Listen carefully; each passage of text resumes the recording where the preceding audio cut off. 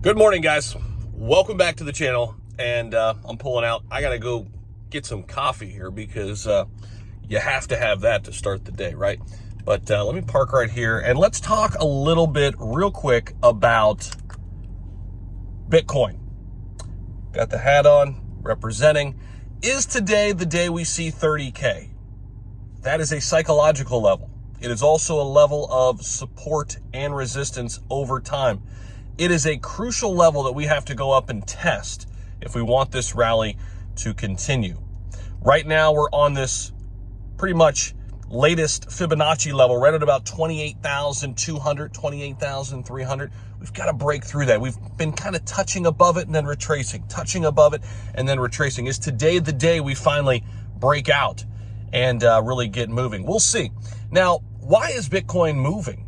Why is it mooning? It's not even moving, it's mooning. Since the start of the year, Bitcoin was at 16,500 on the first of the year, give or take. That's off the top of my head, but I think that's pretty accurate. 16.5, first of the year, right around there. Now it's at 28,000 plus. Why? Well, if you go back and really think about why Bitcoin was designed in the first place, why is Bitcoin a thing? Why do people invest in Bitcoin in the first place? People invested into Bitcoin in the first place because it was this idea that was so against the monetary system that's set in place, the printing of money. It was said to be a hedge against inflation somewhere down the line. And I think it's still going to get there. Bitcoin has to be much bigger. It has to be closer to gold's market cap to really be that store of value that I think it will become, and many other people think it will become. It's not quite there yet because Bitcoin's just a fraction of gold's market cap. Right now, gold's a $10 trillion market cap. Bitcoin at the peak there was a little bit over 1 trillion. So still has some ways to go to get there. But what we're seeing today happen in the real world is very, very conducive to why Bitcoin is going off and why Bitcoin was created. See, this whole bank run has shed light on the power of Bitcoin, the fact that it can't be manipulated. It can't be made more of. They can't just print it out of thin air, right? So even when we have CEOs and balance sheets, and we can see that these type of companies can collapse, go insolvent. But for 10 years, Bitcoin has run perfect. Yes, the prices went up and down, but that's people buying and people selling, right?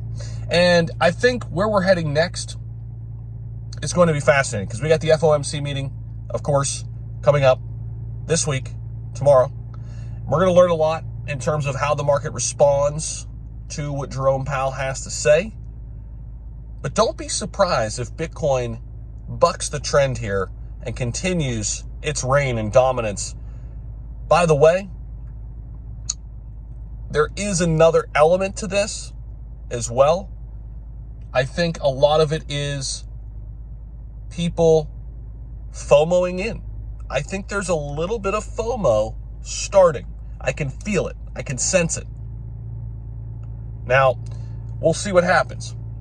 As more of this gets out in the news, the bank run, plus the fact that Bitcoin is moving up, more and more retail money should catch wind of this, and we think they're going to want to come into crypto. We'll see. Appreciate you guys. Love you guys. We will talk to you in the next video.